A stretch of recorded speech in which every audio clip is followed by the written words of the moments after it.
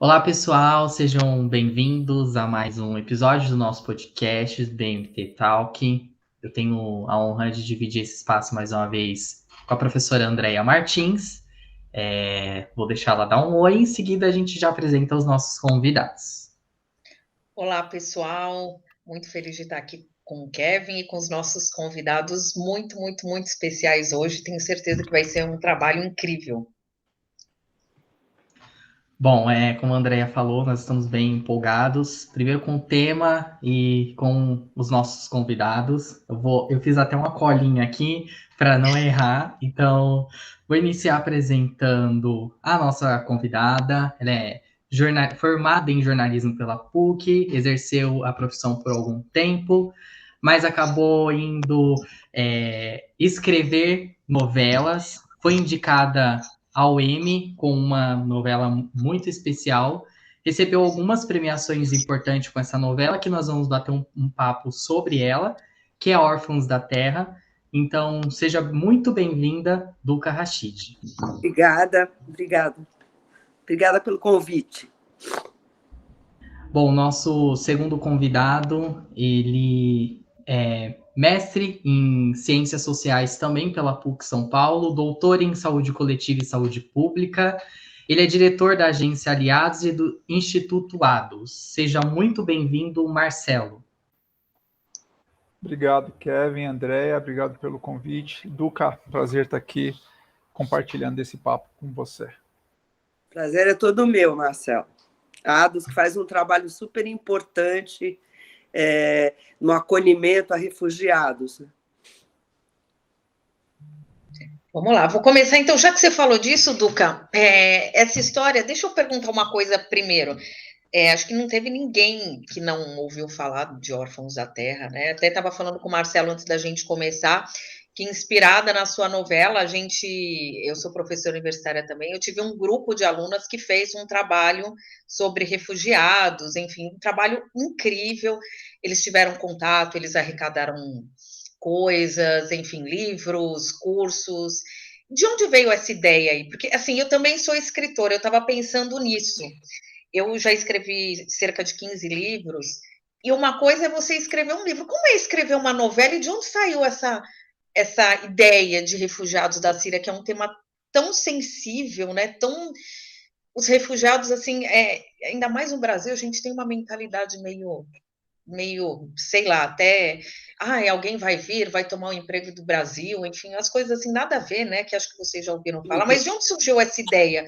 E como é escrever uma novela? Eu acho que deve ser insano, né? Porque é completamente insano, é um trabalho para gente louca, neurótica mesmo, né? Assim, muito resiliente, e como são os refugiados, na verdade, né? Assim, é gente muito resiliente e tal.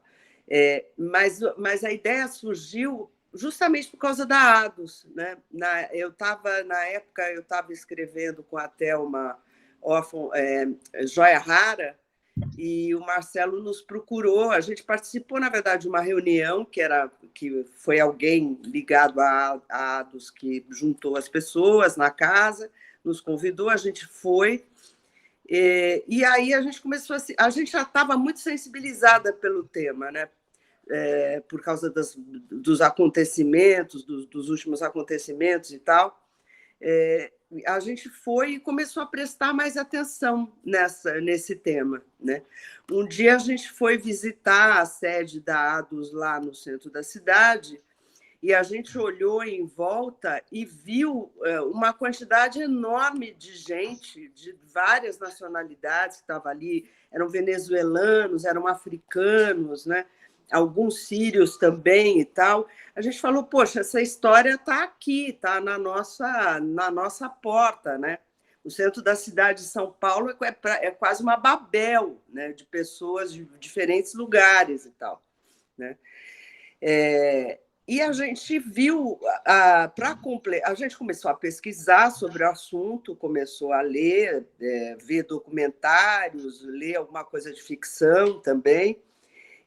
E a gente descobriu assim um potencial dramatúrgico enorme, né? Além de ser uma questão importante, e a gente sempre tentou tratar de algumas questões que nos incomodavam, né? Assim, que nos inquietavam, né? Assim, a gota d'água daquilo foi uma matéria que a gente viu, se eu não me engano, foi no Globo News e tal, de meninas que eram sequestradas em campos de refugiados por homens mais velhos, eram obrigadas a se casar, eram praticamente vendidas pelas famílias, né, para esses homens, e muitas vezes elas ficavam um tempo casadas e depois o homem devolvia. Eu falei, gente, isso é um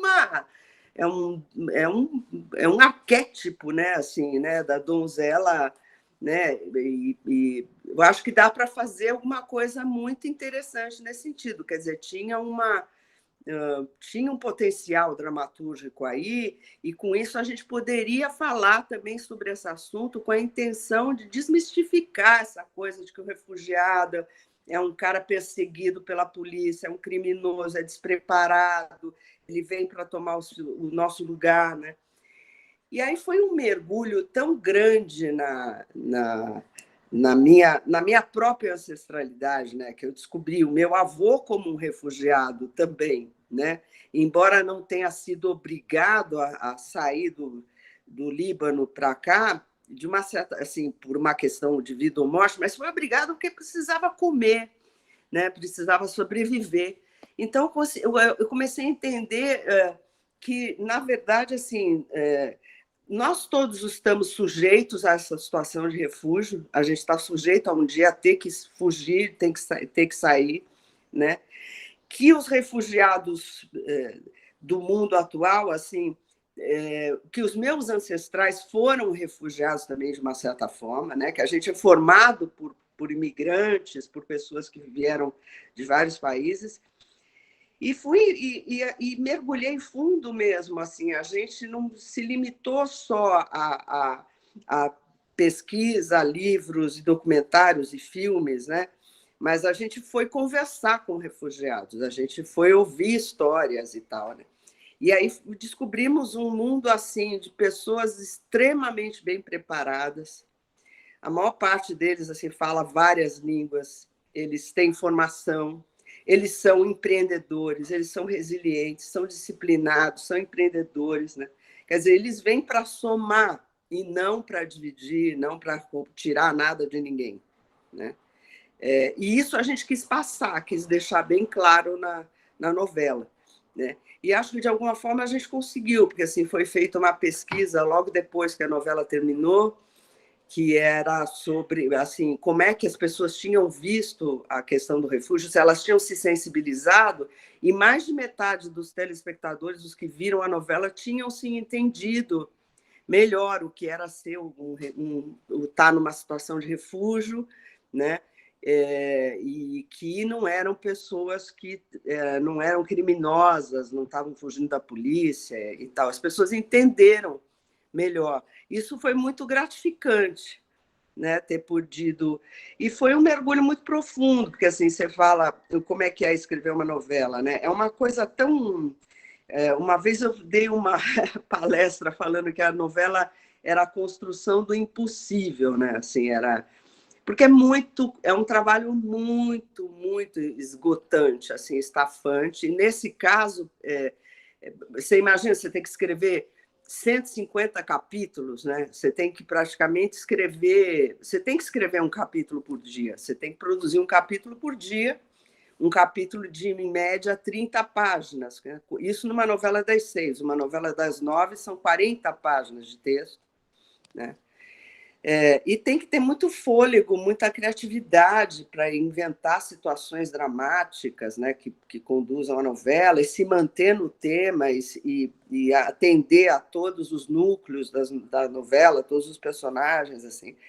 Então, é um trabalho assim, de 10, 12 horas por dia, né, sem fim de semana, durante um ano e meio. Né? Então, é muito estafante. No caso de Órfãos da Terra, para mim, foi especialmente estafante, porque foi um mergulho na minha ancestralidade. Então, foi ainda mais emocionalmente desgastante. assim, né? Eu pensava muito no meu avô libanês, pensava nos meus avós portugueses também, sabe?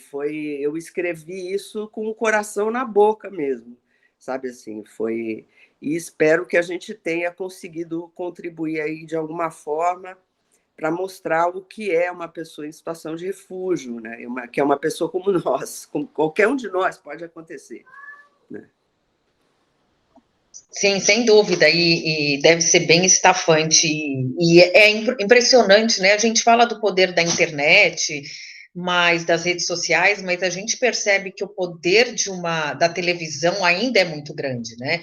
Então, se escreveu uma novela, um trabalho primoroso, enfim, para que a gente tivesse acesso a essa realidade que muitas vezes a gente não pensa.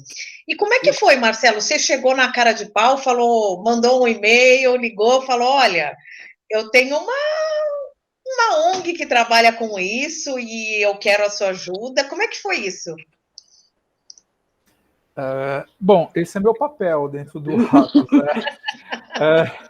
O meu papel é de pedir, né? Olha, a Duca tem gato que nem eu. Tem dois, eles vão ficar o tempo todo passando aqui. Eu tenho também, eu tenho 4 bichos, 2 gatos, 2 cachorros. E eu tenho um que ele ama aparecer. Ama. Então, logo vocês vão ver exatamente o que o gato da Duca fez. Desculpa, Marcelo, vamos lá. Imagina, a gente está num bate-papo. O meu papel é pedir, né? Eu faço essa parte de relacionamento institucional, enfim, então, essa parte de contato com outras ONGs, com parceiros, com governo, com empresas, com pessoa física, é o meu papel dentro do ADOS, né?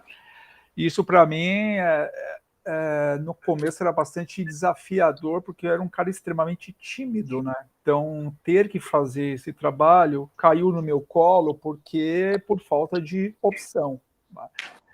Desde a fundação do Instituto ADOS e que tinha mais tempo para se dedicar. Então, enfim, é o meu papel. Eu cheguei na Duque e na Telma por intermédio de um colega em comum. Falei, puxa, eu gostaria de falar com a Duque e com a Telma, porque a gente gostaria de tê-las.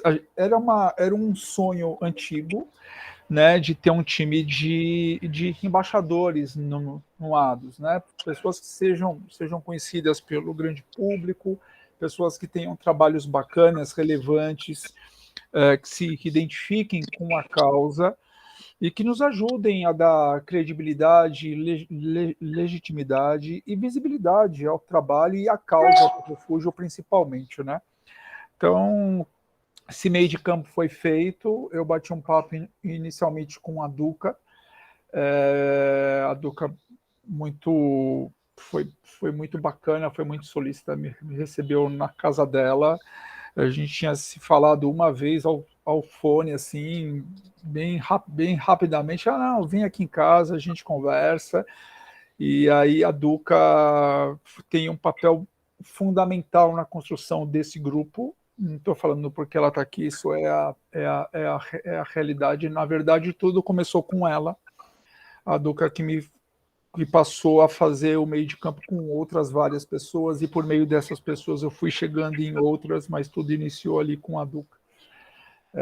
Então, sou muito grato a ela, sempre serei por isso. E você acha que a ONG teve... Ai, desculpa, Kevin. Só para complementar, desculpa. Você acha que a ONG, o Instituto, né, ele teve aí um plus depois disso? Com certeza.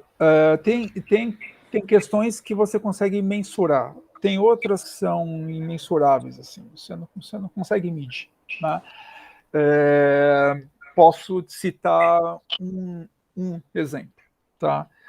Por meio desse apoio inicial da Duca, hoje a gente tem um grupo de 15 pessoas que são super bacanas, e por meio dessas pessoas, de postagens dessas pessoas, cresceu enormemente o número de pessoas que passaram a conhecer o ADOS, o engajamento em redes sociais doados depois da formação do time de embaixadores cresceu em 120%. Então, sim, são dados bem interessantes, importantes.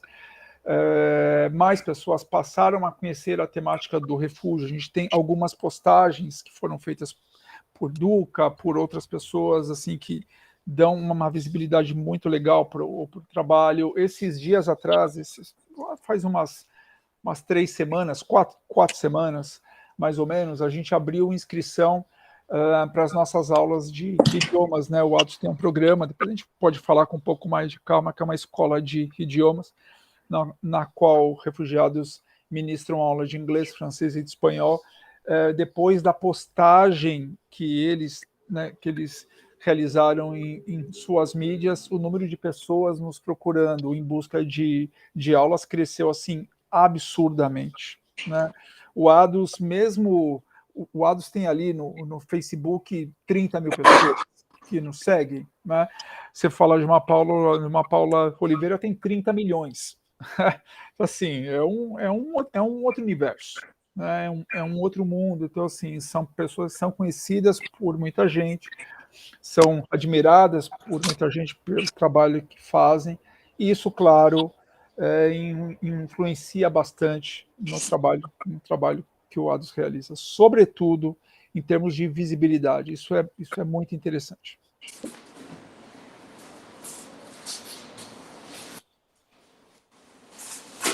Bora lá, Kevin. Eu pensei que você ia falar alguma coisa. A pergunta que eu ia fazer como que vocês enxergam assim o Brasil? Ele é um país receptivo para os imigrantes? Ele dá esse suporte para os imigrantes ou a gente ainda tem uma certa resistência?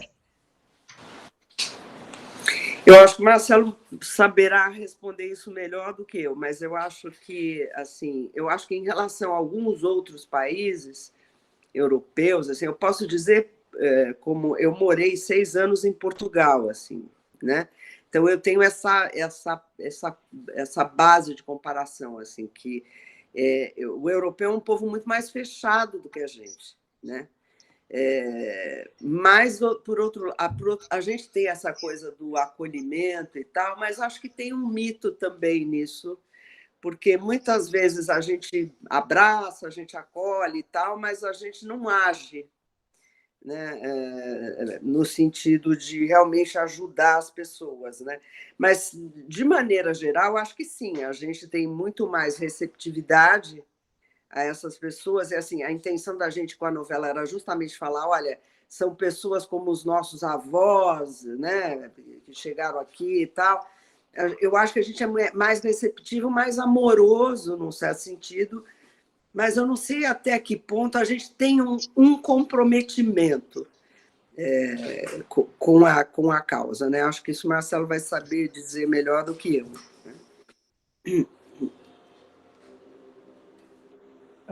Bom, essa pergunta eu acho que ela é central, né? Eu acho que ela é base para todas as outras perguntas. Eu acho que a gente pode, para não dizer, né, que a gente só tem problemas por aqui, eu posso citar alguns pontos positivos, tá? E eu acho que a gente tem que fazer uma distinção muito clara, né, de acolher imigrantes de uma forma geral e de acolher pessoas em busca de refúgio, porque a percepção que as pessoas têm muda consideravelmente, tá? Vamos lá, falando sobre refúgio especificamente. O Brasil tem uma lei específica que trata disso, que é a Lei 9474, que data de junho de 1997. Então, o Brasil tem uma lei específica, o Brasil tem uma lei que é tida como uma lei de vanguarda, que foi referência para a criação de leis em outros países na região, tá?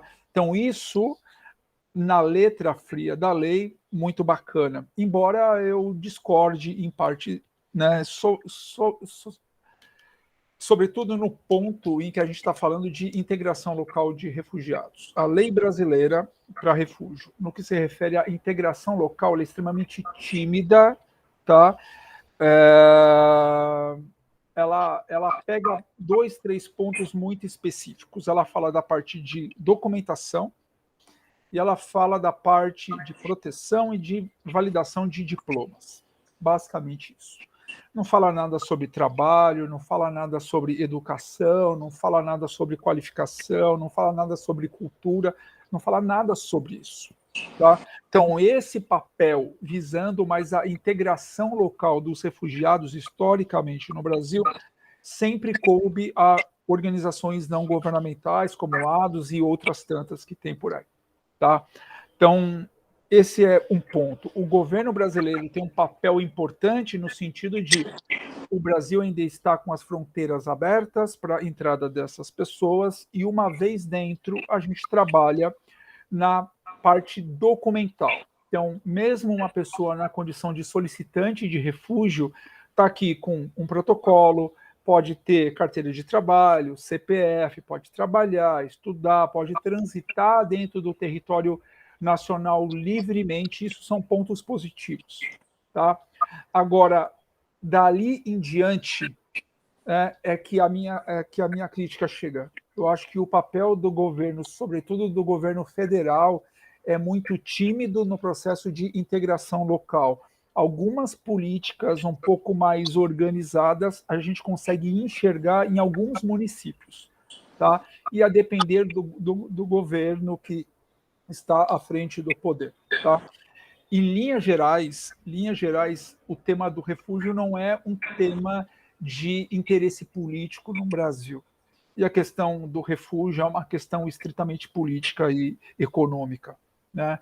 Então, esse trabalho visando a integração local dessas pessoas sempre foi terceirizado para organizações não governamentais e a albergues, quase todos eles vinculados a alguma instituição religiosa. Então, a Igreja Católica, principalmente, tem um papel fundamental no processo de integração local, sobretudo na parte de abrigamento, de acolhimento inicial, tá? De moradia, de residência provisória.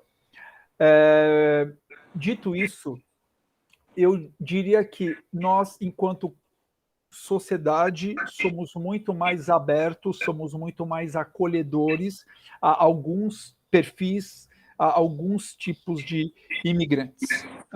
Eu raramente ouço uma crítica quando chegam ao Brasil norte-americanos, de estadunidenses, de canadenses, dos europeus. Esses são bem-vindos, né?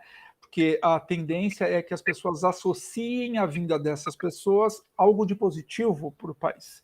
São civilizados, são avançados, vão trazer uma contribuição, vão ajudar no crescimento nos seus vários aspectos do Brasil. Agora, puxa, eu vou receber um africano, independentemente do país, eu vou receber um latino, eu vou receber esse pessoal do Oriente Médio que vive em guerra. Então, geralmente, as pessoas tendem a enxergar nessas pessoas um problema, ou um problema em potencial. Né? É a pessoa que está vindo aqui para trazer doença, no caso dos africanos. A gente ouviu muito isso.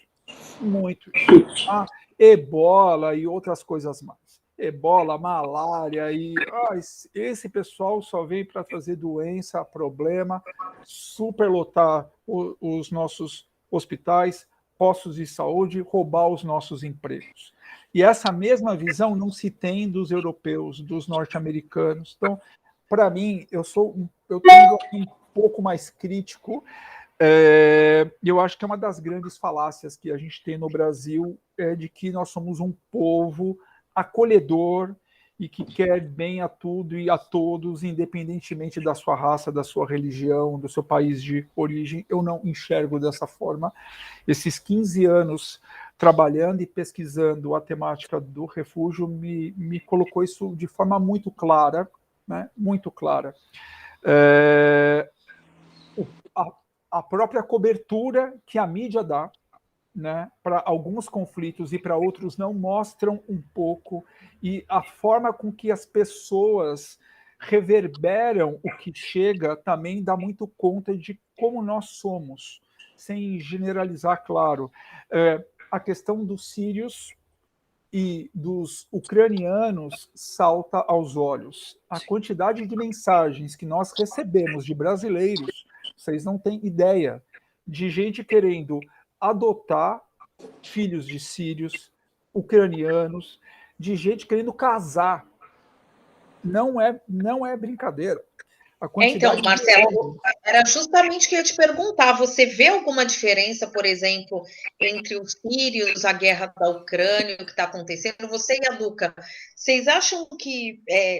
gente, eu vi, acho que foi sexta-feira passada, um padre falando uma coisa que me chocou bastante. Ele falou, essas pessoas tinham carreira, tinham casa, tinham família, e agora elas só têm uma bolsinha, uma mala.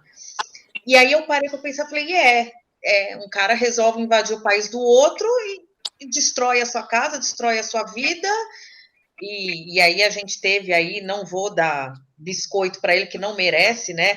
Um infeliz de um cara falando que ia para lá porque as mulheres eram lindas e maravilhosas, e a Duca, como mulher, ela sabe disso. Acho que a questão, e acho que você também, né, Marcelo? Você não é mulher, mas você deve perceber, a questão das mulheres é muito mais sensível, porque a gente fica vendida, né? Como a Duca falou, a gente é vendida por objeto sexual. Eu vi também do Talibã eu li um livro que me chocou bastante, que falava sobre mulheres que eram acorrentadas e estupradas, né? E aí a Cruz Vermelha conseguiu libertar algumas delas, e um relato em especial me chocou, que ela falou que ela era estuprada mais de 30 vezes por dia, o aparelho dela genital estava completamente destruído, e ela falou, eu sou grata por me resgatarem, mas eu vou me matar, porque eu não aguento isso, né? E eu sou uma especialista em desenvolvimento humano, em neurociência, e sou mulher, enfim, e acho que o pior pavor de qualquer mulher é a violência sexual, né? E isso causa estragos muito profundos, assim, na nossa Constituição. Ter uma violência, não é só mulher que sofre violência sexual, eu acho que dentro do nosso cérebro, né, causa impactos muito terríveis. Vocês veem alguma diferença entre as guerras da Síria, o que está acontecendo agora na Ucrânia, por serem europeus, como você disse, ou não? Você acha que, de repente, eles chegam aqui por serem muito bonitos, né, esteticamente, que a mídia fala que é bonito, né, terem essa coisa, quero casar com um ucraniano, ou não, é tudo igual, a partir do momento que você perde... Claro, para eles é igual, mas assim, como é o refúgio para eles? Eles têm algum privilégio, se é que eu posso usar essa palavra? Olha, o que eu ouvi, assim, histórias, por exemplo, eu ouvi histórias que me deixaram muito chocadas, de africanos, por exemplo, que contam que não conheciam o racismo antes de vir para o Brasil. Né? Isso é muito comum, você ouvir de angolanos, você ouvir de congoleses, assim, não conheciam o racismo antes de vir para o Brasil. Né? Eu acho que essa questão existe, sim, existe uma diferença, existe uma aceitação muito mais fácil de um refugiado branco, né? Sírio, né? Uma coisa que me chama muita atenção, assim, quer dizer, em relação, por exemplo, a essa invasão da Ucrânia, né? O tratamento que a mídia dá, né? Por exemplo, esse cancelamento da Rússia, né? Eu nunca vi ninguém cancelar. Bom, o Sesc recentemente cancelou uma mostra de cinema russo, né?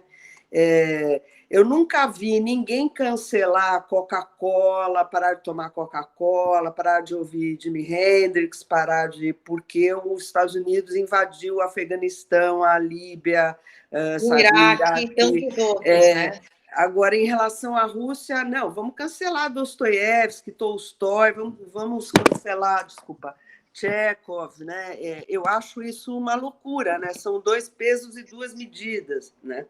E eu acho que o tratamento, que a cobertura que a mídia dá é completamente diferente para as guerras que envolvem esses países brancos, né, e para os conflitos no continente africano. E eu acho que o Marcelo pode falar bem mais sobre isso. Assim, É impressionante. Só vou, antes de você falar, Marcelo, fazer uma colocação na fala da Du, que é verdade.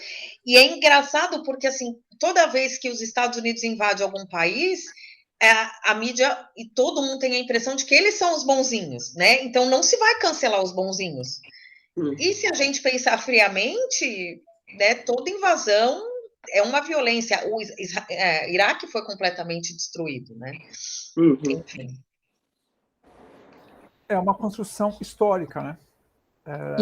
A gente é bombardeado sobre isso desde cedo, né? O Rambo indo o homem sozinho que vai libertar um país todo, enfim, né? Mas enfim, daí a gente poderia ficar aqui horas só falando sobre isso. A gente foi até constrangedor em alguns momentos, né? Isso não só por parte da sociedade civil, mas parte de empresas também. Isso na questão síria e se repetindo agora em relação aos ucranianos. Tem que ser ajudados, evidente. Né? A nossa queixa e a nossa fala junto a essas pessoas olha, a gente tem no Brasil refugiados de mais de 70 nacionalidades, né? Porque as pessoas só se importam quando são os sírios, quando agora são os ucranianos, empresas querendo realizar campanhas de doação para mandar receitas para a Ucrânia, o mesmo se ocorreu em relação aos sírios. Eu falo assim, tá, mas e as pessoas que estão aqui? Tem muita gente aqui que está precisando de um suporte, então entra muito uma questão midiática também. Eu estou ajudando quem está lá na Ucrânia, quem está lá na Síria. Eu falo assim, poxa, o Congo, República Democrática do Congo, está em conflito há mais de 2 décadas, já morreram ali entre 6 e 7 milhões de pessoas. Eu nunca ouvi ninguém dizendo eu quero dar uma força para os congoleses lá. O Brasil tem mais refugiado de qual nação? Você tem esse dado, Marcelo? Venezuelanos, disparado. Venezuelano. Tá. Disparado. Tá. E como é o tratamento do Brasil com os venezuelanos? Acho que não é muito amistoso, né? Então, aí entra uma outra questão, né? A gente não recebe mensagens efusivas e emocionadas de brasileiros dizendo quero dar uma força aos venezuelanos. Nunca recebemos, nunca. Tá? Quero casar com um homem, uma mulher de lá, quero adotar uma criança de lá. Isso nunca. Tá? Agora tem um outro lado, e é justificado pela... O Brasil, historicamente, vinha recebendo poucas pessoas em busca de refúgio. A lógica do refúgio é vou para os países mais próximos, os países que fazem fronteira com o meu país. Essa é a lógica. Né? Hoje a gente está falando de cerca de 2 milhões de ucranianos, 1 milhão e 200, 1 milhão e 300 está na Polônia, outros estão ali na Bulgária, Hungria, Romênia, estão nos países próximos. Tá? E essa é a lógica. O Brasil está distante dos principais focos de conflito no mundo, aí eu estou falando de Oriente Médio, África, né? E agora Europa. Então, um ponto fora da curva foi, primeiro, a vinda dos haitianos, né, por conta do terremoto lá em janeiro de 2010, e depois agora por conta da vinda dos venezuelanos.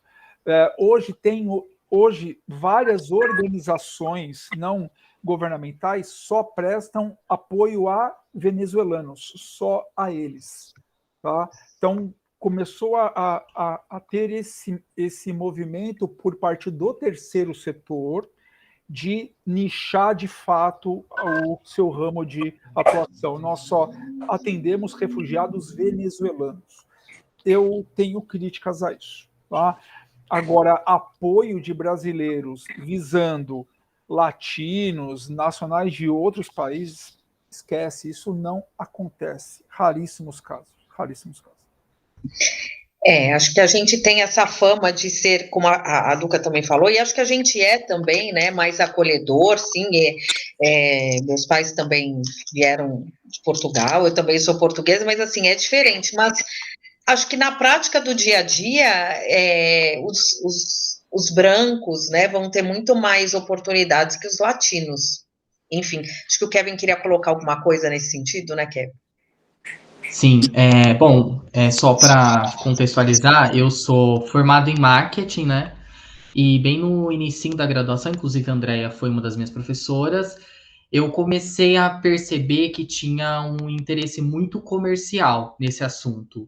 E foi quando eu comecei a me interessar por assuntos de diversidade, inclusive faço uma extensão de direitos humanos, diversidade e inclusão. E eu também não acredito que o Brasil ele seja tão acolhedor assim. Ele é receptivo, mas ele não oferece essas condições. Inclusive, até trabalhei com alguns haitianos alguns anos atrás. E percebia, né, que o racismo era uma coisa assim gritante. E as pessoas não falam sobre isso.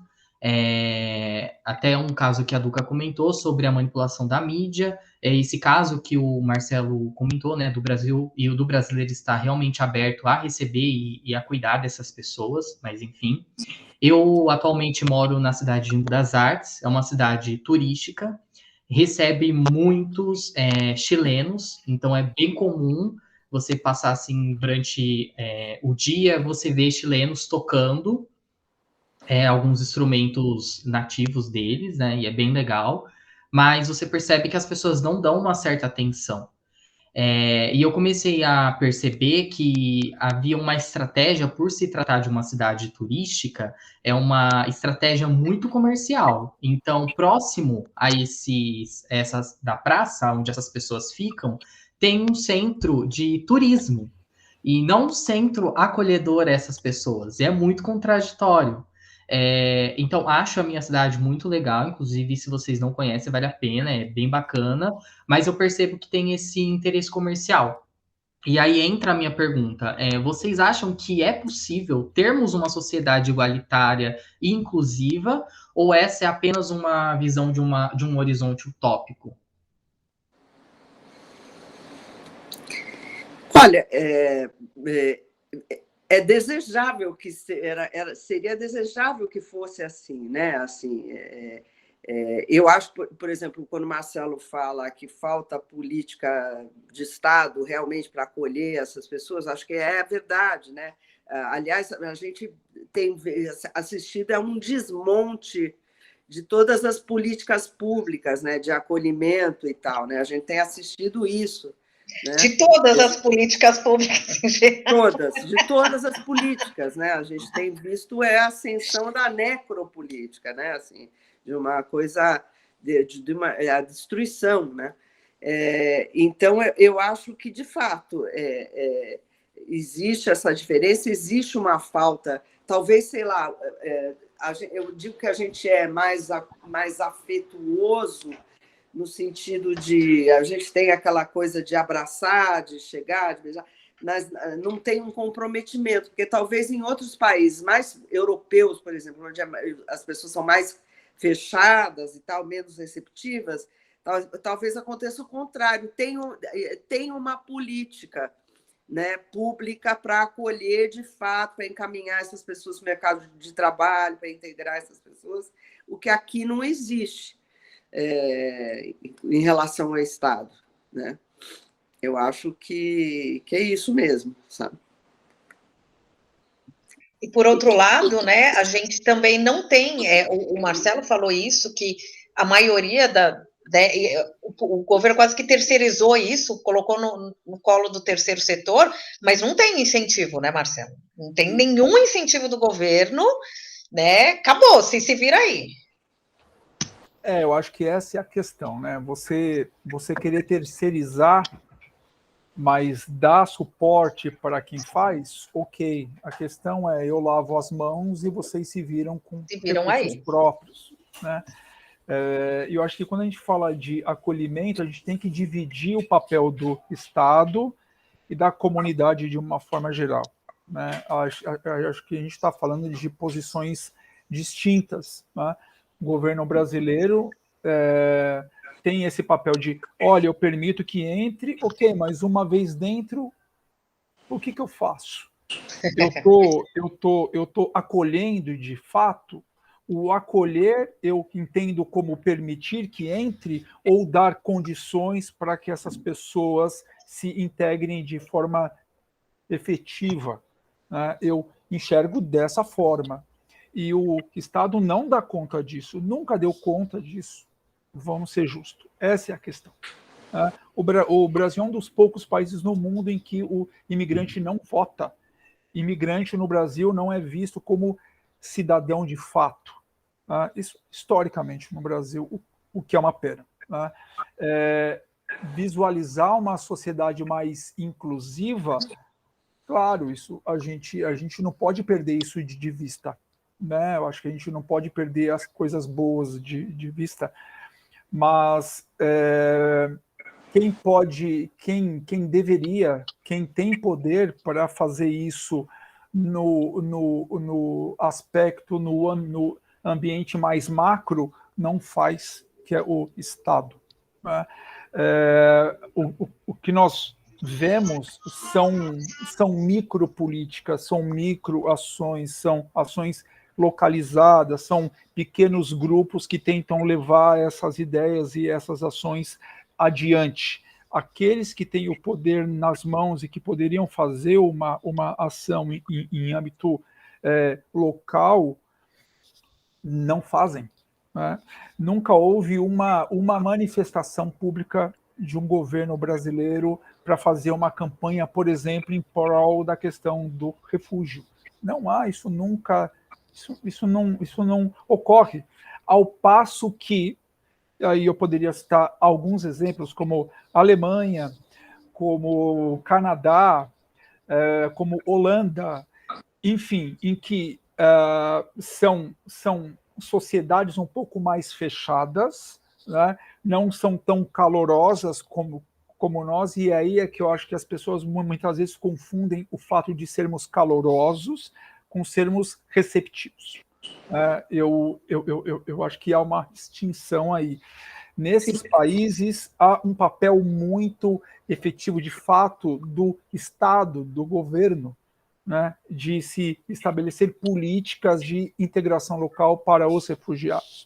Eu acho que é isso que nos diferencia de alguns desses países. Como é que é a vida de quem chega no Brasil, assim? Sou uma refugiada, escolhi vir para cá. Às vezes nem é uma escolha, né? Às vezes O que acontece com a pessoa quando ela chega aqui? Eu acho que isso o Marcelo pode responder com mais precisão do que eu. Assim, eu tenho depoimento de algumas pessoas que tiveram uma adaptação assim incrível, né?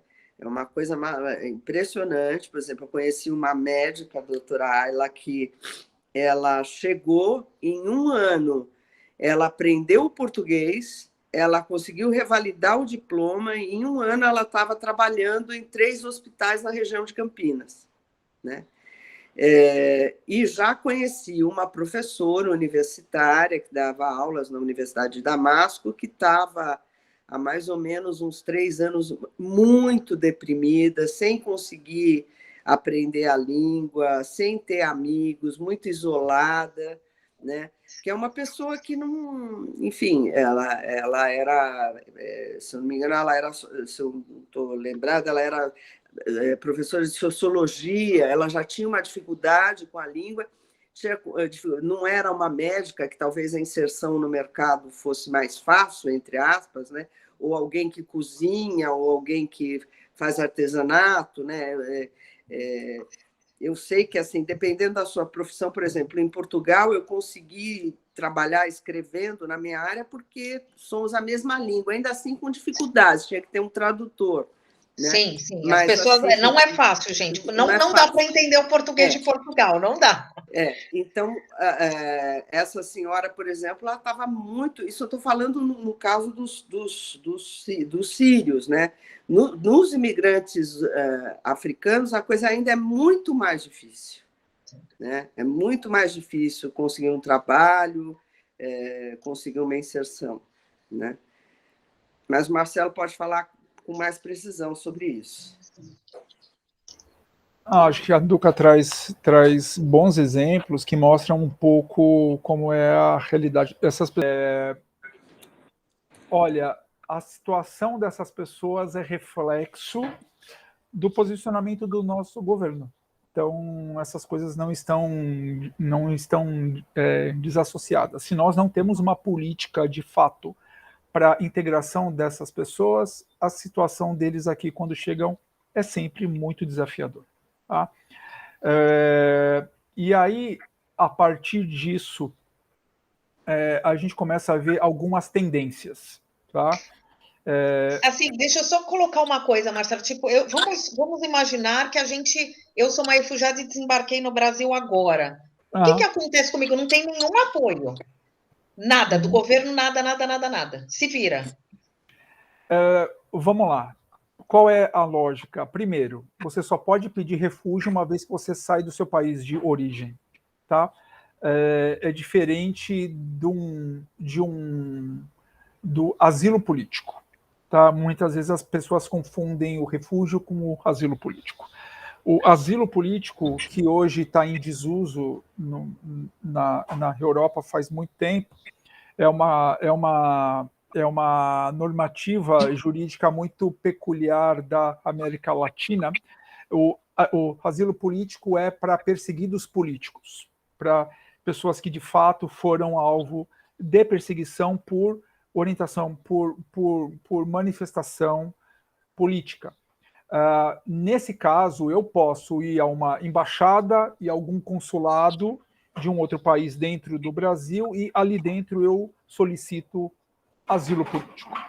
Quando você fala de refúgio, tem um palavrão chamado extraterritorialidade, ou seja, eu tenho que estar fora do meu país de origem, eu tenho que ter entrado num outro país para ali solicitar refúgio. Tá? E país nenhum dá suporte para que essas pessoas cheguem, exceto em um caso específico, que é o que a gente chama de reassentamento. Ou seja, uma pessoa saiu do seu país, vou pegar um caso prático. A pessoa saiu da Colômbia por conta do conflito entre o governo e as Farc. A pessoa saiu de lá, foi para um outro país, solicitou refúgio, conseguiu, ela está lá naquele país como refugiada. Por exemplo, no Equador. E aí ela chega para um representante do governo equatoriano e diz, olha, eu quero sair daqui porque eu continuo a ser alvo de perseguição. Eu ainda corro risco de morte.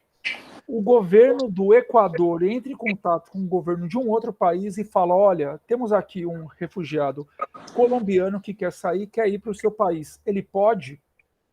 Aí é uma relação entre estados, é uma relação diplomática. Tá? O Brasil criou um programa para acolhimento de colombianos nesse processo de reassentamento. Tá? Isso no começo dos anos 2000. Nesse caso, a pessoa já chega na condição de refugiado, ele não precisa vir para pedir refúgio. O refúgio ele se estende para o terceiro país, para o segundo país de refúgio. Tá? Nesse caso, você chega para um país em que você é preparado para a chegada. Ok? Você vai ter casa alugada, mobiliada, isso só para os reassentados. Que no caso do Brasil são pouquíssimas pessoas. Pouquíssimas pessoas. Tá? Agora, exceto esse público, os outros chegam com visto de turista. Tá? Então, aí, uma vez que eles entram dentro do Brasil, é que eles vão solicitar refúgio. Muita gente chega sem nem ter ideia de como é esse processo. Tá? O processo vou à Polícia Federal, solicito refúgio, saio com um protocolo. Com esse protocolo em mãos, eu tenho acesso a tirar carteira de trabalho e CPF. Essa solicitação é encaminhada por um órgão em Brasília chamado CONARE, que é a sigla para Comitê Nacional para Refugiados. É o CONARE quem vai chamar essas pessoas para uma conversa, para uma entrevista, e é com base nesse bate-papo que o solicitante de refúgio vai saber se será ou não reconhecido como refugiado.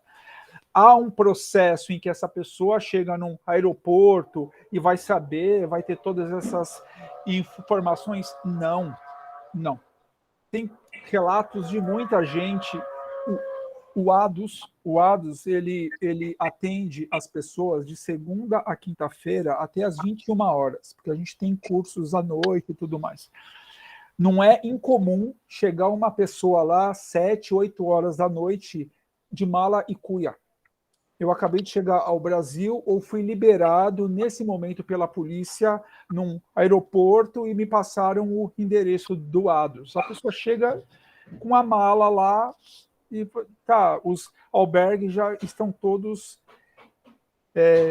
encerrados, com as suas portas fechadas. A gente tem que pagar do próprio bolso uma pernoite num hotel lá no centro para que no outro dia a gente tente inserir essa pessoa em um albergue.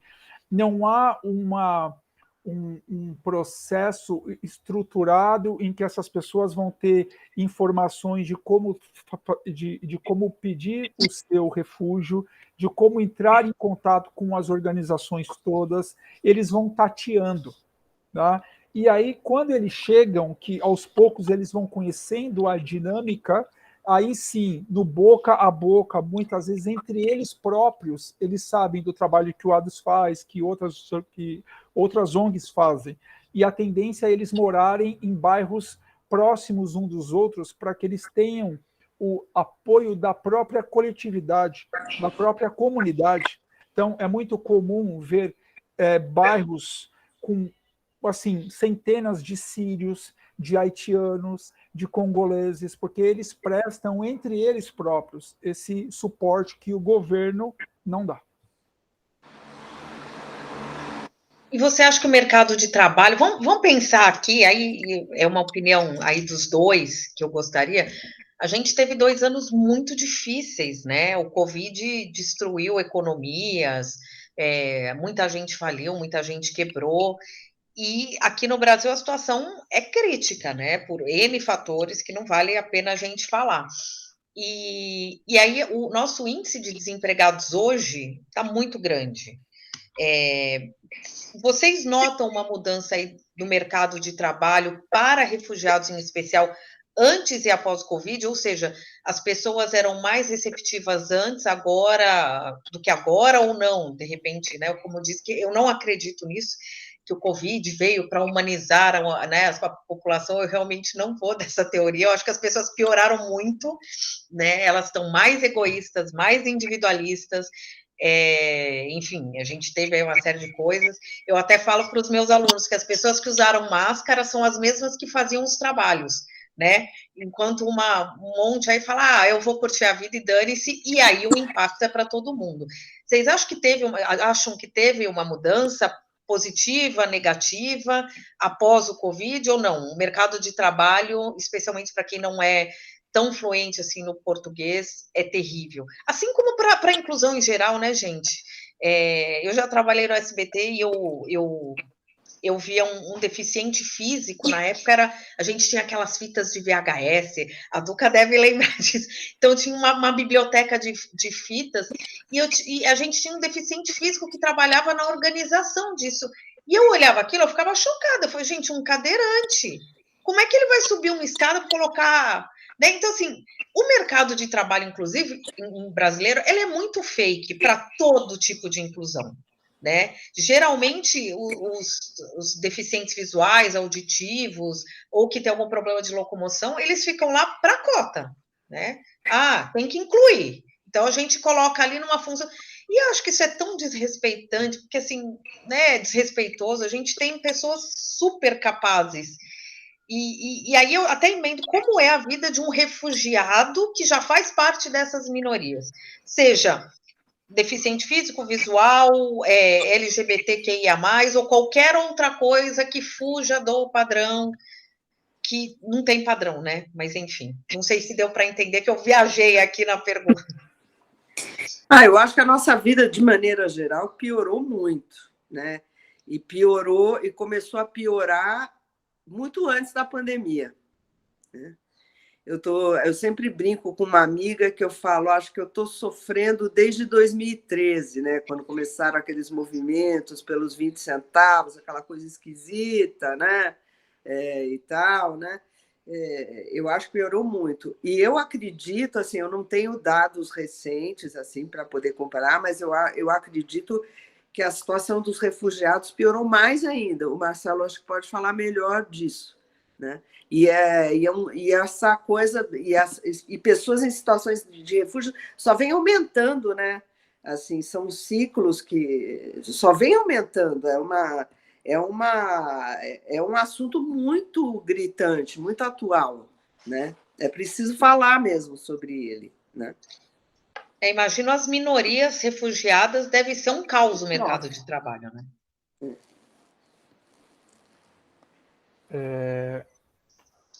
Eu no começo também tinha só um parênteses, né, com base no que você falou, Andréa. Eu tive uma ilusão que durou, assim, acho que poucas horas, de que esse processo poderia nos tornar um pouco mais empáticos e preocupados com mais o humanos, outro. né?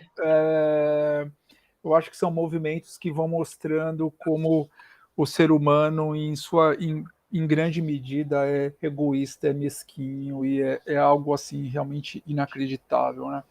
Mas, enfim, a questão do refúgio no mercado de trabalho, ele acompanha, ele segue alguns movimentos internos, tá? Principalmente. Pré-pandemia, a gente tinha, isso eu estou falando uns 10 anos atrás, 12 anos atrás, um movimento no Brasil, uma realidade no Brasil de um índice de desemprego muito baixo, né, se comparado com o que nós temos hoje e tudo mais. A gente teve uma época lá no segundo governo Lula de praticamente pleno emprego e tudo mais. Claro que tudo isso tem influências internas e externas, tal, mas a realidade era aquela. E isso faz com que, muitas vezes, alguns brasileiros tenham a possibilidade de escolher. Esse emprego aqui não é tão rentável, vou em busca de algo um pouco melhor e tudo mais. Tal. Bons tempos, né? E isso, sim, ótimos tempos. Ótimos né? tempos, quando a gente podia que escolher. Que saudade. Mas a gente volta, se Deus quiser. E aí, vou até fazer um parênteses, não estou falando de nenhum político, tá, gente? Estou falando sobre a possibilidade de ter uma economia girando, só isso. De ter um país melhor, né? Sim. De ter uma nação, né? De ter uma nação, não essa barbárie, né? Então, assim, isso refletia na vida dos imigrantes, ou seja, muitas empresas nos procuravam querendo contratar refugiados, porque a rotatividade dentro das empresas eram muito grandes. Mas ali tinham nichos muito específicos: construção, redes de hotéis, mercados, serviços gerais. Então, assim, os imigrantes, os refugiados especificamente, eram vistos como mais uma mão de obra barata, gente para trabalho braçal, enfim. Tá? Isso cresceu na época da Copa do Mundo, Olimpíadas, a área da construção bombou. Então, assim, todo canteiro de obra tinha ali um punhado de haitianos, de africanos e tudo mais. Agora, no processo de pandemia, o que aconteceu? Uma dificuldade por parte dos brasileiros em conseguir trabalho. Então, esse movimento de eu vou escolher trabalhos mudou e isso impactou a vida dos refugiados também. Então, assim, a concorrência por certos tipos de vaga entre refugiados e brasileiros ficou muito mais acirrada, né? E isso fez com que aquelas poucas vagas que estavam sendo abertas não chegavam no colo dos refugiados tão facilmente como antes. Então houve esse movimento. Por outro lado, nesse mesmo período de pandemia, a gente começou a ver um crescimento, um adensamento dessa questão do ESG dentro das empresas, de médio e de grande porte principalmente. E aí, nesse movimento, a temática do refúgio passou a ser vista com mais carinho. Tá? Então, hoje, diferente de 4, 5 anos atrás, que quem nos procurava era basicamente comércios, construção, hotéis, restaurantes e supermercados. Era basicamente isso. Hoje não mais. Hoje, empresas de grande porte estão nos procurando em busca de refugiados dentro de uma política de diversidade dentro das empresas. Tá? A temática, e só para fechar minha fala com base nisso que você falou de minorias, né, que no nosso entendimento são maiorias minorizadas. Né? Sem dúvida, concordo. Tratadas na marginalidade, mas são a maioria. Né? São, mas a gente ainda tem aquela coisa de homem branco hétero, né? Sim. Esses é que tem o poder. Todo o resto é resto.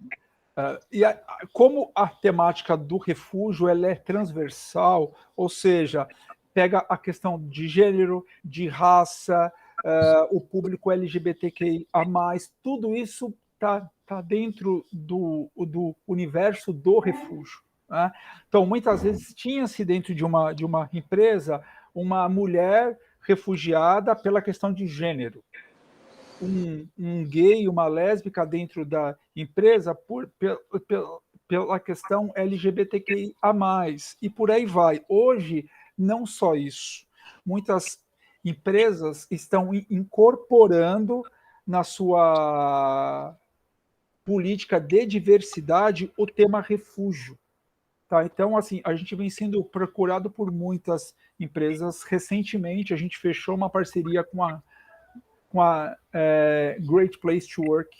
Então, por meio deles, a gente está estabelecendo contato com dezenas de empresas, com profissionais da área de RH diretamente, porque tem muita gente hoje querendo contratar essas pessoas, e o mais bacana, embora seja um movimento ainda inicial, mas pelo menos esse pontapé inicial já foi dado, de valorizar os conhecimentos que essas pessoas trazem do seu país de origem. Não ver o imigrante como uma mão de obra barata, como uma pessoa que vai realizar só trabalhos braçais. Não, vamos valorizar os conhecimentos que eles trazem. E tem muita gente boa vindo para cá. Eu vou voltar, inclusive, juntar essas duas colocações que vocês fizeram, voltar um pouquinho no reflexo político, né? Vou trazer aqui um dado que saiu no Valor Econômico em um dado de 2020. Esses dados foram coletados do 15º Anuário do Fórum Brasileiro de Segurança Pública, e apontado aí como reflexo político, o registro de racismo no Brasil avançou em 30%, e os homicídios de LGBTQIA+, cresceram em 25%, isso em 2025. E aí, sabendo que nós não temos, então, principalmente no atual governo, esse apoio aos grupos de minorias, enfim, voltando aí uma questão dos direitos humanos, onde todos nós temos direitos e deveres, já que a gente não tem esse suporte político, qual o papel que vocês acreditam que as instituições elas têm em frente à sociedade, já que sabemos que temos uma população bem influenciável, né? Como, por exemplo, vocês colocaram sobre a cultura do cancelamento. Como que vocês acham que a mídia, as empresas podem influenciar? E um caso também que você acabou de colocar, Marcelo, sobre essa questão dos RHs, né? De estar mais aberto. Eu também tenho visto esse selo, né, de as melhores empresas para se trabalhar, inclusive conheço o projeto, acho bacana. Então, eu vejo que esse é um fator muito importante para influenciar, principalmente os profissionais de RHs, porque são eles que colocam essas pessoas dentro e eles que levam essa visão para os seus superiores. Então, como que vocês enxergam o papel da instituição mediante a diversidade? É ainda um fator comercial ou vocês sentem que realmente está mudando para fazer as coisas acontecerem? Olha, eu vejo assim, eu acho que tem um ponto de partida que é comercial, sim, que eu acho que é marqueteiro, que é comercial, sim. Mesmo assim, eu acho um avanço importante. Eu acho que a partir daí as pessoas, essas empresas vão ter a experiência de trabalhar com essas pessoas que vêm com uma bagagem, com histórias, sabe, histórias que estão invisíveis, né, que estão canceladas, né, que ficaram na invisibilidade e tal. E eu acho que isso, de alguma forma, pode mudar. Eu sinto que pode haver uma mudança. Mas eu acho que o princípio é uma coisa de um marketing mesmo. Não, vamos abrir para a diversidade e tal. Sem contar também que eu acho que também eles estão vendo um potencial econômico mesmo grande nessas pessoas, nessas minorias, né? Minorias, entre aspas, né? Nessas pessoas. Né? Um potencial de mercado também, eu acho que tem isso. Né?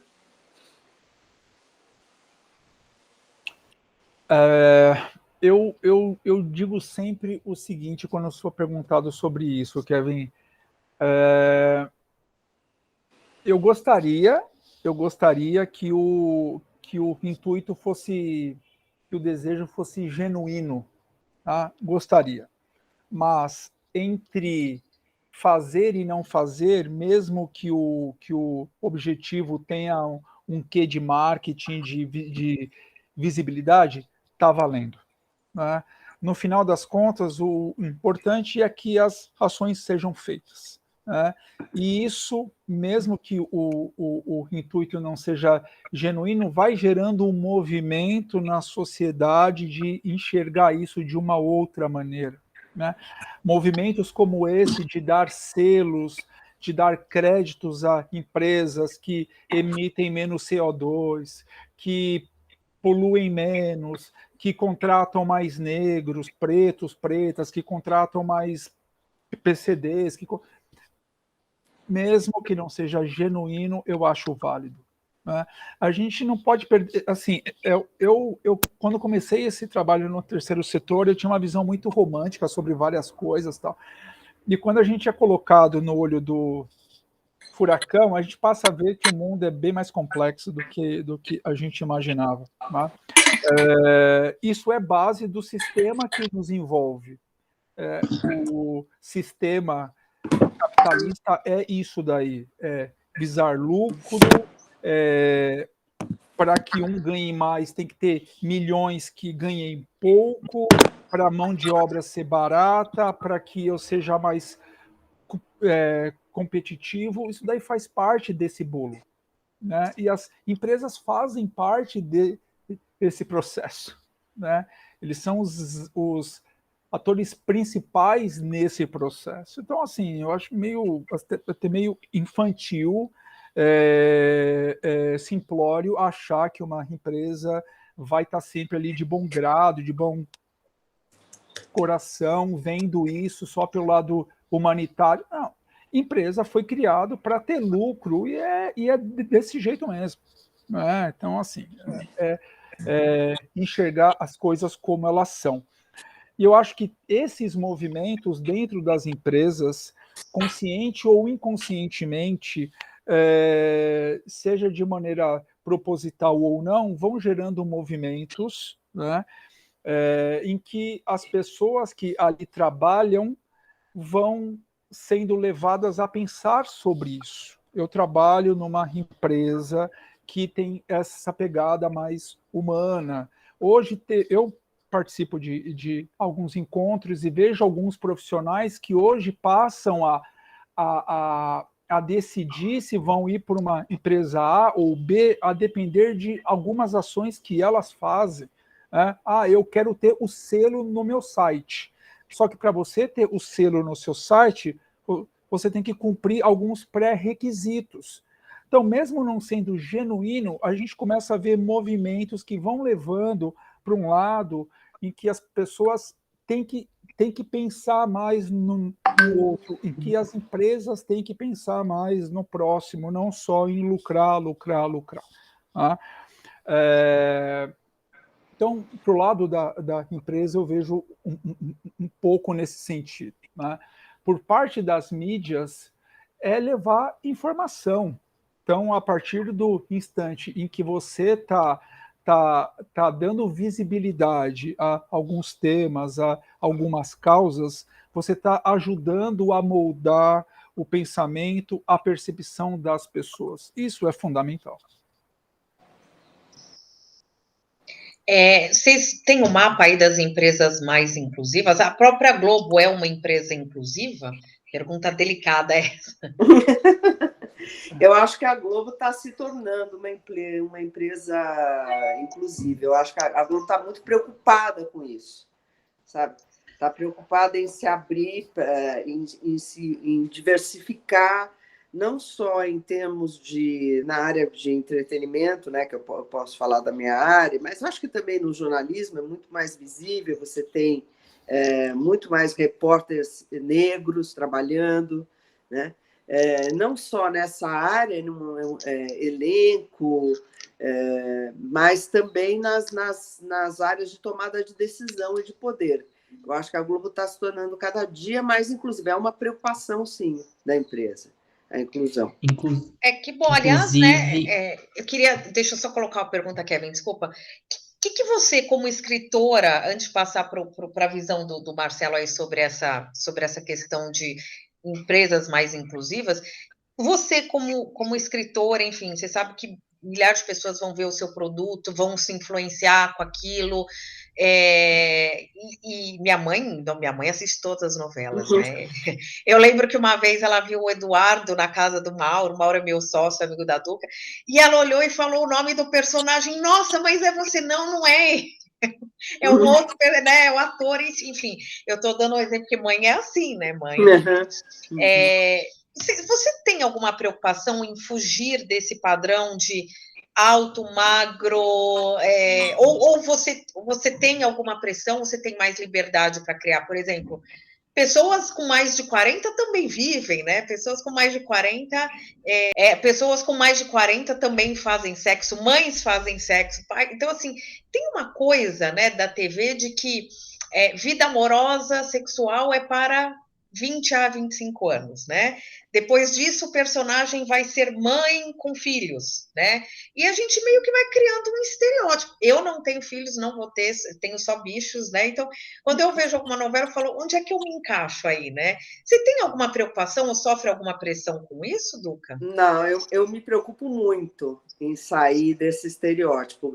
Por exemplo, eu posso citar para vocês em Cama de Gato, foi a primeira novela original que eu e a Thelma fizemos, acho que foi em 2006, eu sou muito ruim com datas e tal. A gente tinha uma casa de velhinhos ali, que os velhinhos tomavam sol pelado, era uma loucura, assim, eles tinham uma vida muito né, ativa. A protagonista era negra, era a Camila Pitanga, né? Era uma negra que não tinha nenhuma visibilidade e, no fim, se torna uma pessoa importantíssima na vida do protagonista, né? Em Cordão Encantado, a gente teve uma rainha negra, né? Eu amei o Cordel Encantado. Eu trabalho à noite, né? Mas Cordel Encantado foi uma dessas que eu assinei o Globoplay para assistir, porque era uma coisa tão lúdica, tão... né? Então, a gente sempre teve essa preocupação. Eu acho que a gente tem que ter essa preocupação cada vez mais. Assim, no momento, por exemplo, eu estou trabalhando, não tem nada certo e tal, mas eu estou trabalhando num projeto que eu faço questão de ter na minha equipe roteiristas negros para me orientarem, porque eu acho que nesse caso, na questão do racismo, a gente tem muito que aprender e a gente erra muito, a gente tem que andar de mãos dadas, tem que aprender mesmo, e tem que saber que erra e pedir desculpas pelo erro, né? Eu faço questão de ter para não errar tanto, sabe? Para não errar tanto. Você acha que esse padrão de branco, preto, é mais gritante do que, por exemplo, magro, gordo, hétero? Agora, eu acho que em termos de sexualidade, quase todas as novelas têm vários, que eu acho incrível, porque é a nossa sociedade, né? Mas a gente ainda não vê. Eu pensando em Globo, eu consigo lembrar de uma ou duas repórteres que estão acima do peso. Que peso, né? Quem disse que a gente tem que pesar isso? E as mulheres sofrem muito isso. Você acha que é mais difícil de ser quebrado esse padrão ou não? Eu acho sim. Acho que é mais difícil. Mas a gente já tentou, em várias novelas, a gente teve personagens gordinhos, sabe? Em vários personagens, teve várias. Inclusive em Órfãos da Terra, a gente teve uma gordinha muito, com uma autoestima enorme e tal, a gente colocou. Mas eu acho que é um padrão ainda mais difícil de quebrar. Por ainda mais para as pareça. mulheres, né? Mas muito nas mulheres. Muito nas mulheres, é verdade. Então, o Marcelo, fala das empresas inclusivas. Você tem aí os dados das mais inclusivas? Olha, eu tenho alguns dados de empresas que, de fato, têm um trabalho mais relevante em relação à causa do refúgio. Tá? Então, tem algumas empresas que acabam contratando mais, tem um trabalho mais sério, organizado. Então, eu estava, inclusive, falando com o Kevin aqui antes da nossa entrada, a Sodexo é uma delas. Eles já contrataram cerca de 150 refugiados. Salvo erro, é a empresa que mais contrata estrangeiros no Brasil.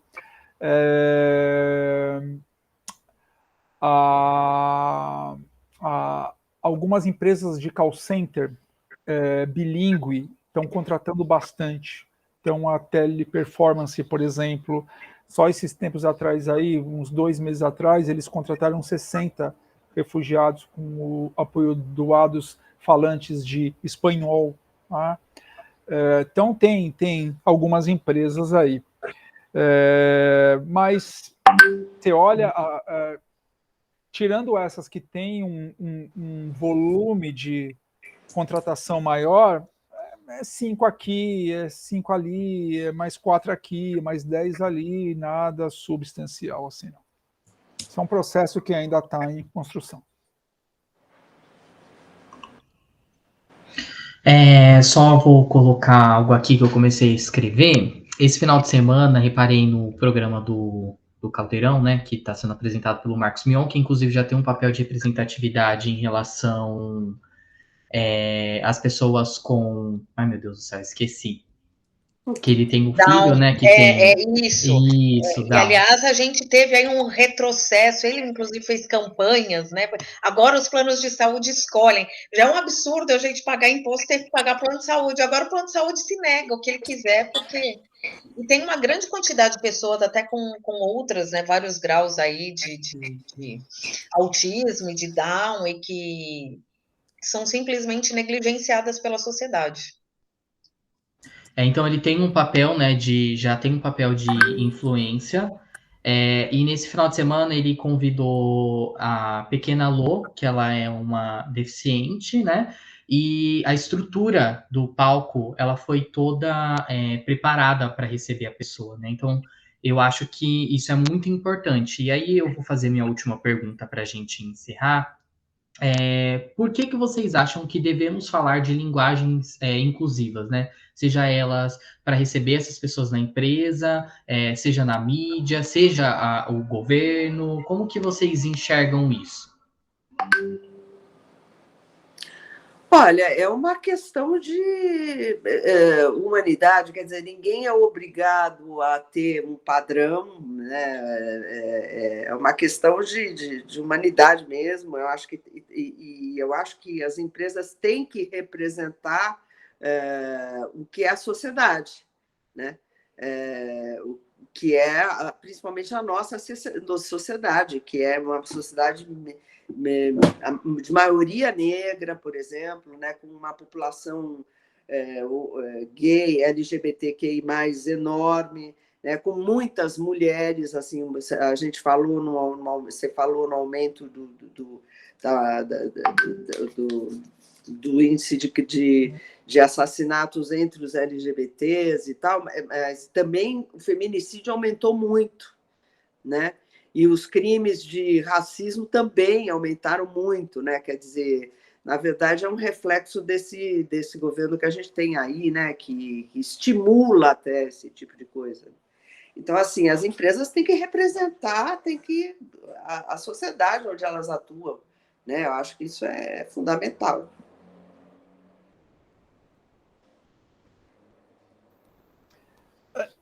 Eu acho que o papel das empresas hoje, o que você espera de uma empresa, de uma marca, não é apenas a venda de um produto ou de um serviço. O pacote hoje não é só esse. Né? O pacote hoje ele é mais ampliado. Eu não compro só um produto, eu compro aquilo que a empresa vende de uma forma geral. Qual o posicionamento da empresa de fato em relação a certos temas? Qual a preocupação da empresa de fato em relação a certos temas? É correto eu falar em vender um salgadinho e o plástico que eu faço uso, enfim, eu não tenho nenhuma preocupação ambiental de reutilização disso, de garrafa PET e de coisas do tipo. Eu acho que isso serve não só para os produtos e serviços que essas empresas vendem, mas as empresas estão sendo convidadas, e eu acho que é um processo que não tem mais volta, para se posicionar em termos em relação a problemas sociais também. As empresas são atores fundamentais no processo de integração, no processo político, econômico, são as grandes empresas que de fato comandam o país. A realidade é essa. São as grandes empresas que são as donas do capital que comandam isso daqui. Então, as pessoas estão demandando das empresas um posicionamento político também. Responsabilidade social, né, responsabilidade social.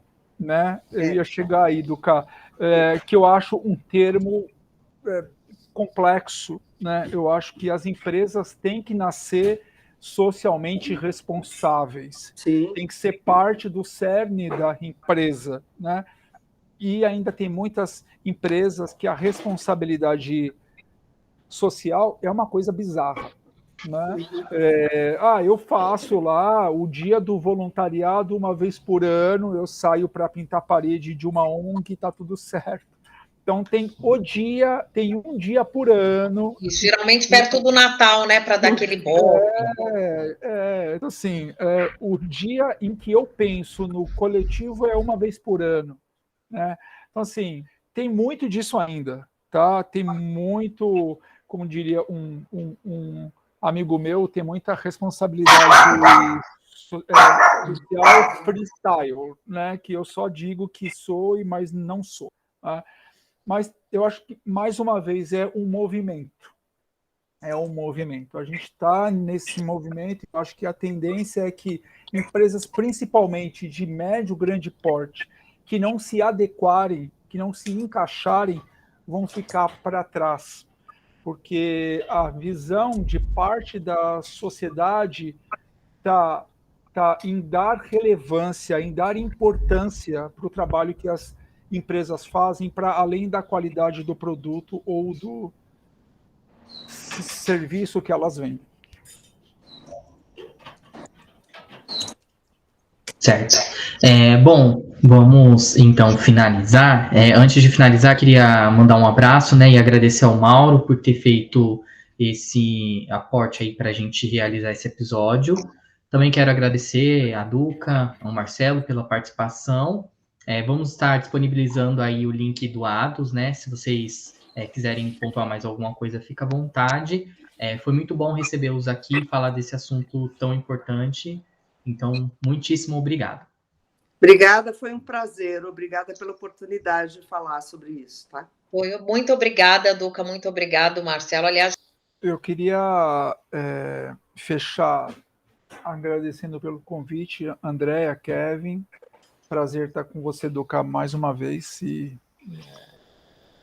externar aqui o meu agradecimento por todo o bem que você tem feito ao ADOS e, por consequência, a causa dos refugiados, e deixar um convite para que as pessoas que estão nos ouvindo, que vão nos ouvir, nos ver, enfim, se interessar em saber um pouco mais sobre o trabalho que o ADOS realiza, entra lá no site ados.org.br. Se puder se tornar um apoiador, para nós é sempre muito importante. Nós temos um programa chamado Amigo ADOS, do qual a Duca também faz parte, muito gentilmente, no qual a sociedade civil faz uma contribuição financeira mensal, com valor a partir de um pouco mais de R$1 por dia, e isso é fundamental para que a gente consiga desenvolver o nosso trabalho.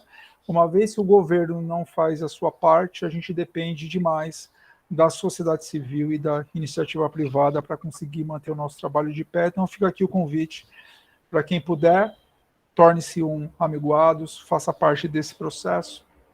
E lá, inclusive, eu olhei o site, tem lá, você ajuda, doando tanto, você ajuda tantas pessoas, né? Então, é muito claro, é muito, enfim, os processos são muito, muito abertos, eu acho muito bacana isso. Correto, as pessoas precisam saber para onde a verba delas está indo, né? Então, isso tem todos os relatórios, prestação de conta mensal, então as pessoas sabem de onde está vindo, para onde está vindo, quanto, quando, enfim. Isso é o básico, né, que a gente deve fazer. Bom, então, muito obrigado mais uma vez. Pessoal, estamos chegando ao final de mais um episódio, então todos os links estarão disponibilizados para vocês. Espero que vocês tenham gostado e até o próximo episódio. Obrigada, gente. Obrigada, até logo. Tchau, tchau. Um abraço.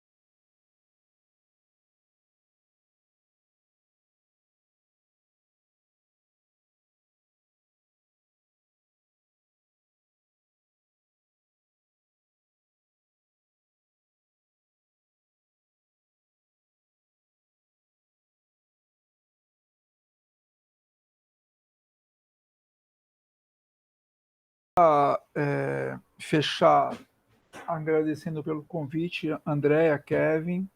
Prazer estar com você, Duca, mais uma vez, e externar aqui o meu agradecimento por todo o bem que você tem feito ao ADOS e, por consequência, a causa dos refugiados, e deixar um convite para que as pessoas que estão nos ouvindo, que vão nos ouvir, nos ver, enfim, se interessar em saber um pouco mais sobre o trabalho que o ADOS realiza, entra lá no site ados.org.br. Se puder se tornar um apoiador, para nós é sempre muito importante. Nós temos um programa chamado Amigo ADOS, do qual a Duca também faz parte, muito gentilmente, no qual a sociedade civil faz uma contribuição financeira mensal, com valor a partir de um pouco mais de R$1 por dia, e isso é fundamental para que a gente consiga desenvolver o nosso trabalho. Uma vez que o governo não faz a sua parte, a gente depende demais da sociedade civil e da iniciativa privada para conseguir manter o nosso trabalho de pé. Então fica aqui o convite para quem puder, torne-se um amigo ADUS, faça parte desse processo. E lá, inclusive, eu olhei o site, tem lá, você ajuda, doando tanto, você ajuda tantas pessoas, né? Então, é muito claro, é muito... enfim, os processos são muito, muito abertos, eu acho muito bacana isso. Correto, as pessoas precisam saber para onde a verba delas está indo, né? Então, isso tem todos os relatórios, prestação de conta mensal, então as pessoas sabem de onde está vindo, para onde está vindo, quanto, quando, enfim. Isso é o básico, né, que a gente deve fazer. Bom, então, muito obrigado mais uma vez. Pessoal, estamos chegando ao final de mais um episódio, então todos os links estarão disponibilizados para vocês. Espero que vocês tenham gostado e até o próximo episódio. Obrigada, gente. Obrigada, até logo. Tchau, tchau. Um abraço.